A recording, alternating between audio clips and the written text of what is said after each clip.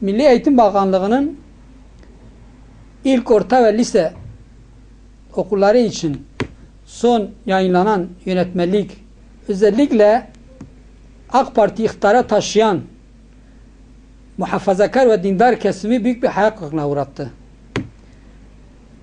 Büyük bir beklenti içine giren ve bu sorunu hal edeceğine inanan bu taban, bu kesim maalesef son yönetmelikle kendi tabanını hiçe sayıp marjinal kalan ve onların korkusundan bir türlü cesaret edip bu konuda adım atmayan hükümet gene onların etkisiyle maalesef gene bir çözüm üretemedi ve işi daha çok karmaşık, daha çok çözümsüzlüğe mahkum etti.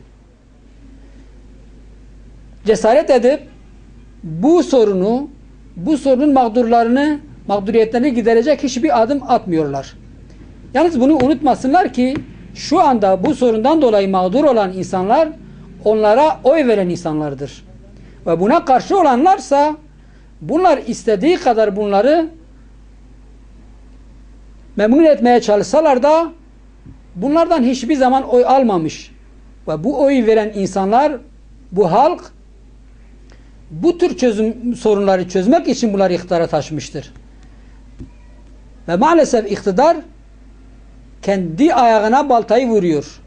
Ve kendi tabanını, kendine oy veren insanların isteklerini, taleplerini görmek yerine tamamen kemalist, layık kesimi nasıl memnun ederim çabası içindedirler.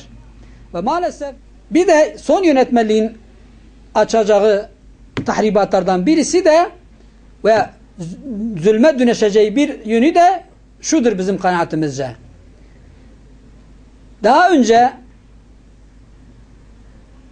kılık kıyafet yönetmeliği, eski kılık kıyafet yönetmeliği herkes tarafından zaten çiğneniyordu.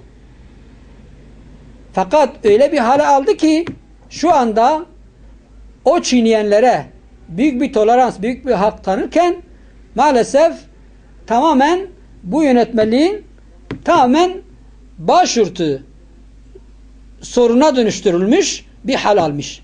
Ve bundan sonra artık iyi niyetli de olsa idareciler buna tolerans gösteremezler. Çünkü orada bir madde koymuşlar. Buna tolerans gösteren, bunu resmi işlem yapmayan yöneticiler ve idareciler hakkında da soruşturma açılacağını özellikle belirtmişler. Bu bizce yani bu yönetmeliği düzenleyen, bu yönetmeliği çıkaran ne kadar bu işi etraflıca araştırmışlar bunu bilmiyoruz ama şu gösteriyor ki bu tamamen iyi niyetle dahil olmayan tamamen kötü niyetle çıkarılmış bir yönetmeliktir. Ama artık yani mevcut iktidar İslami inançlı insanların oyuyla gelen iktidar maalesef bu yönetmeliklerle büyük bir ihanet etmiştir kendi tabanına. Ona oy veren, onu iktidara taşıyan insanlara büyük bir ihanet etmiştir. Ve hemen bu ihanetten dönmesi lazım.